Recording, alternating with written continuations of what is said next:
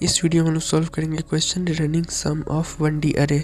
इसमें हम लोग जो इनपुट में अरे में जो नंबर दिया हुआ है उस इंडेक्स से और भी पहले जो इंडेक्सेस हैं उसके सम को डालेंगे। तो एक सम नाम का वेरिएबल बना दिए इनिशियली, क्योंकि सम 0 है, 0th इंडेक्स के पहले तो कुछ है नहीं, तो इनिशियली सम 0 है। फॉर लूप लगाएंगे, नम्स डॉट लेंथ से कम,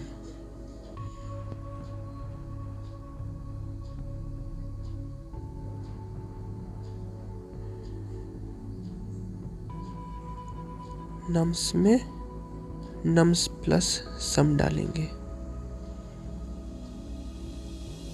प्लस इक्वल टू सम।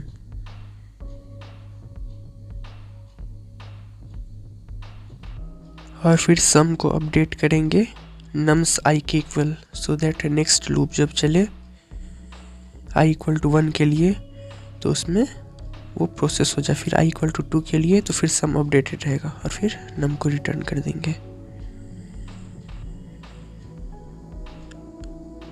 तो सब सही है, रन करते हैं। एक्सेप्ट हो गया दिए हुए टेस्ट केसेस के लिए, accept. Please subscribe the channel.